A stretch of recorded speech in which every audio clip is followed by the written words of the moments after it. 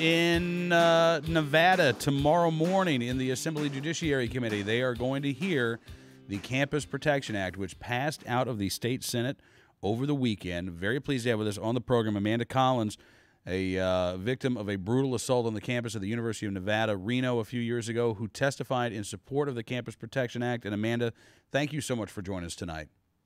Oh, you're welcome. Thank you for having me. It's great talking to you. And I've got to ask, first of all, I mean, what was your reaction when you heard that the Campus Protection Act cleared its first chamber there in Nevada?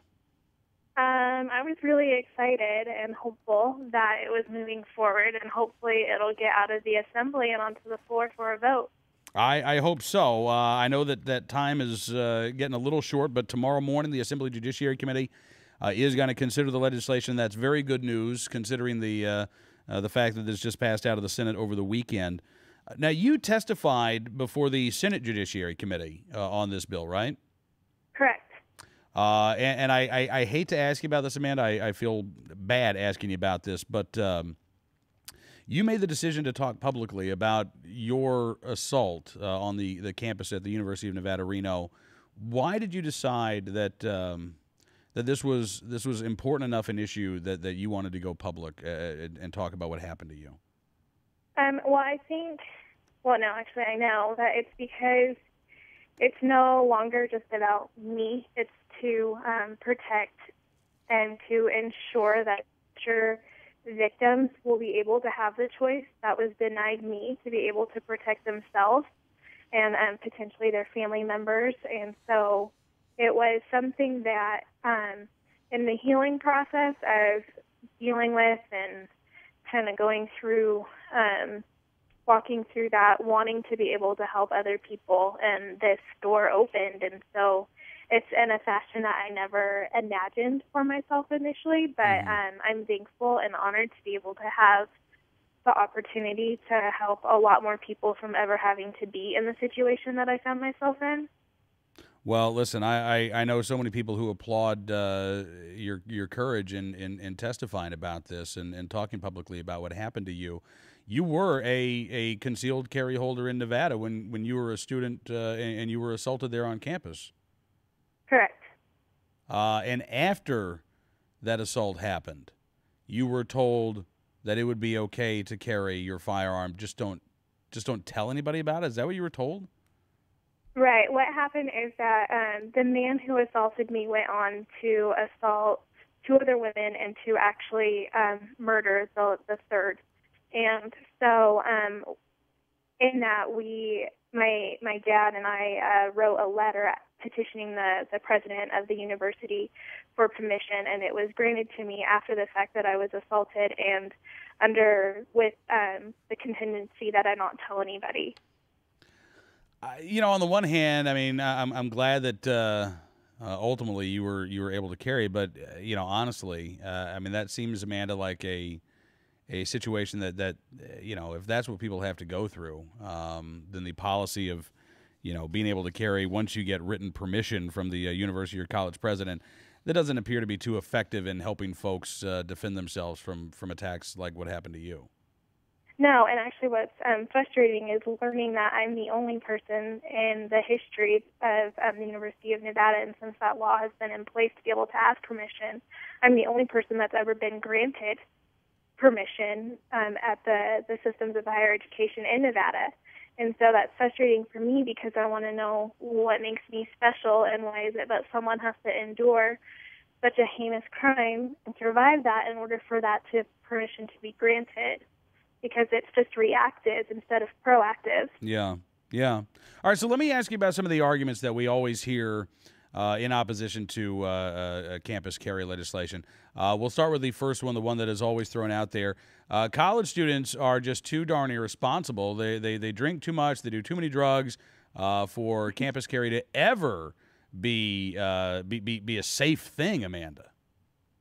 Right. Well, and we're not talking about 18, 19-year-olds. You have to be in the state of Nevada at least. You have to be 21 years old to be able to have a concealed carry permit. And so there's a large majority of the student population that wouldn't even be, that doesn't even include. But furthermore, there are thousands of students across the nation that have their permit and they're able to carry on their daily lives without incident. And so why is it that once we cross that arbitrary line onto campus, we all of a sudden become criminals, and we lose all sense of reason and all sense of responsibility that we have elsewhere with the privilege of carrying?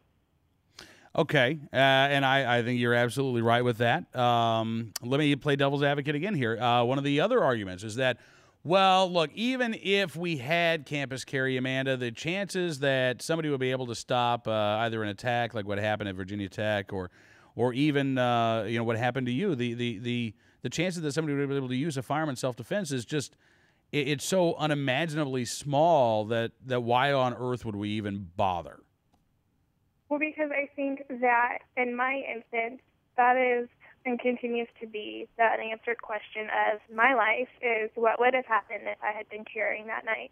And it is a question that keeps me up at night, and that has kept me up at night many a times. And there are several different outcomes that have outplayed in my mind, but the end result is always that a young life could have been saved, because I know that I would have at some point been able to stop my rape, and I would have consequently been able to prevent 2 other women from being raped and a woman from being killed. And as far as the Virginia Tech incident is concerned, I don't have all of the facts, but I know that a good number of the people that were injured or killed were over 21, so they had the possibility to be able to carry their firearms, and law enforcement could not get there in time. And so the death toll and the people that were injured could have been significantly less had someone been carrying. And I think, not to discredit law enforcement, because first responders are important and they're great, but I think that instant responders are even better.